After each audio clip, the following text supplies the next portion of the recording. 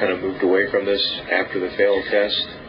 Well, he was never directly involved with the engineering of this test and of the equipment. He was a consultant, and he was involved in the theory. He was concerned with some of the hardware which was carried daily on board and off the ship. There was a certain key piece of equipment. I'm not sure now what that was. There was actually a photo of that somewhere in the archives. But he was concerned that certain aspects of it were carried out according to his wishes. Did you ever meet him, Albert Einstein? I think I met him once. When he was reviewing perhaps the key personnel working on board the ship at that time for that project. But he seldom got not involved in it. He was more an internal consultant to about a dozen projects ongoing at the Institute at that time. Okay. So I guess we're right now at that point where they're ready to conduct the test. Right. With the Eldridge. Right. They picked half of the crew plus some officers. There was a skeleton crew on board the ship because they weren't going out in the ocean. They were just going down river, if you will. And about 6 miles down from the Navy Yard itself, adjacent to one of the islands called Tinicum Island, they theoretically dropped anchor. They did not drop anchor, but that was where they decided to become stationary in order to conduct the tests. They had one observer ship. There was an aircraft carrier. There was an officer in charge of these tests, a man by the name of Captain Harrison, who I learned all about again through his son much later in the 90s in Los Angeles. But he was in charge of the test in terms of the Navy's interest. Von Neumann, of course, represented the Institute in technical interest.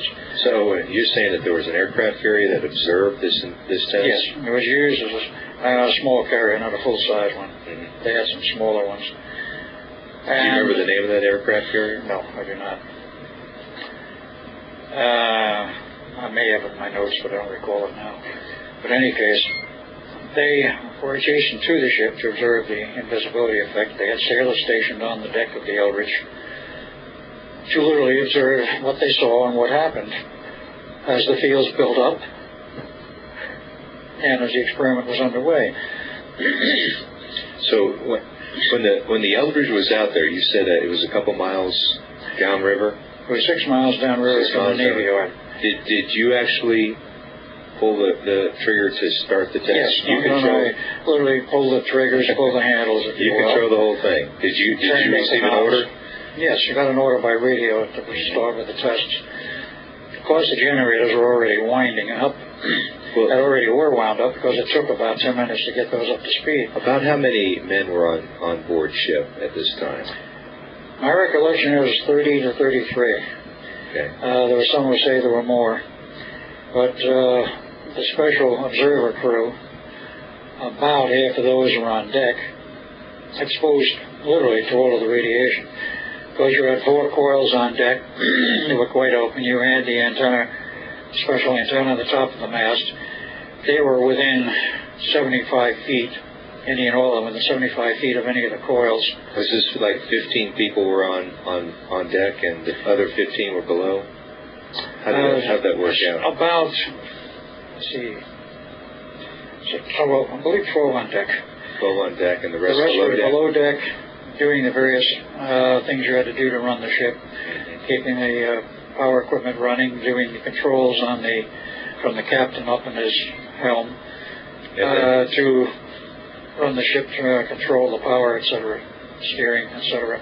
And then you and Duncan there at the control panel. And the control panel behind a steel bulkhead door and a special section which was set aside for control of the equipment.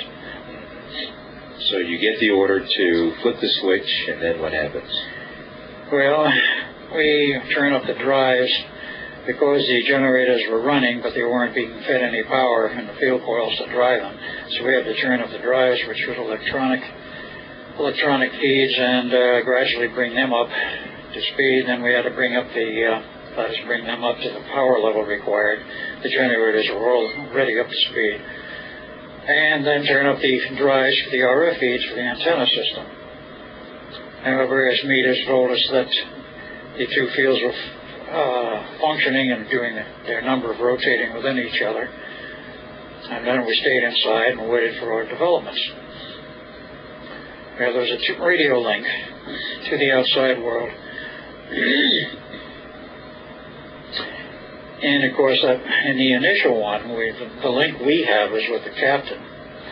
On the second test, they gave us a link to the outside world, so we didn't know what was going on except what the captain told us.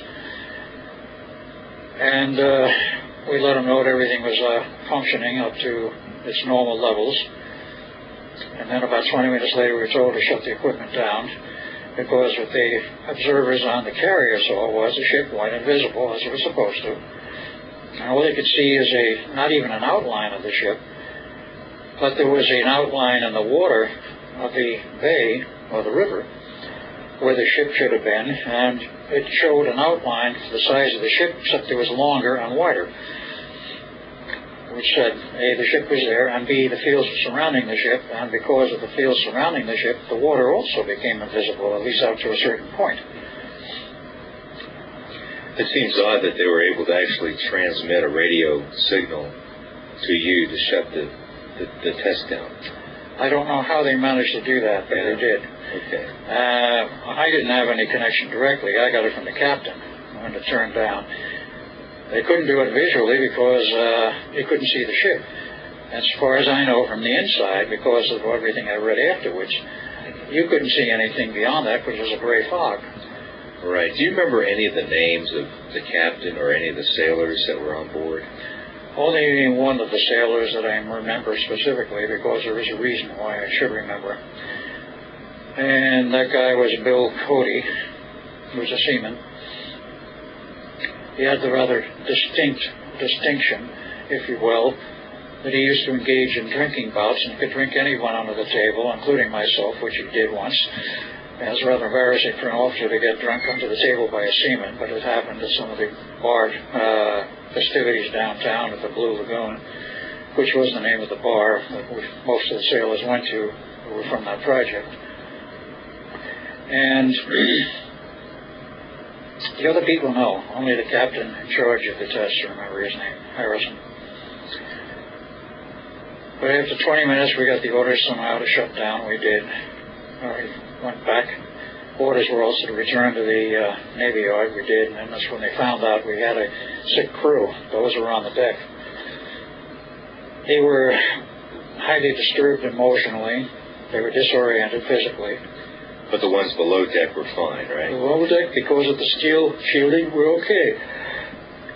In those days, the destroyers were built of steel. Now they're built of aluminum. So the steel was an excellent shielding against the magnetic fields, because they had a shield against both RF and magnetic.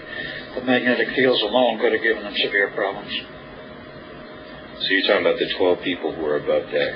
They were pretty sick. They were very sick, disoriented, wandering around.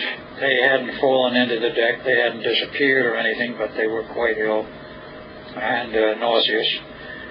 So the Navy, of course, picked them up and went to sick bay, and Van Neumann said, "We'll need a new crew," and the Navy says, "Not to worry, we'll have a new crew for you." And then he said to the Navy official, he said, "Well, I've got to study this problem. What is going on here? What's wrong with these guys are sick? What can we do about it?" Because obviously you can't have that if you're going to go across the ocean with one ship and one complete group after another. You're going to have a major commerce across the ocean with all the ships invisible. You can't have everybody getting sick.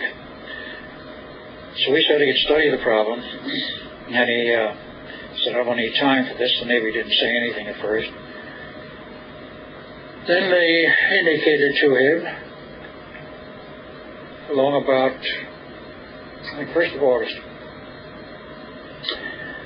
says, "You have until the 12th of August to finish these tests or forget it," which in engineering parlance is a drop-dead test date. No one could understand why the Navy was dictating a drop-dead test date. How much time was it? You said 12th of August, right? Yeah, about 12 more days. Oh, 12 days, so it was like... So everybody worked around the clock. Wow. And they did so, yes, we don't want optical invisibility, only radar invisibility. If you can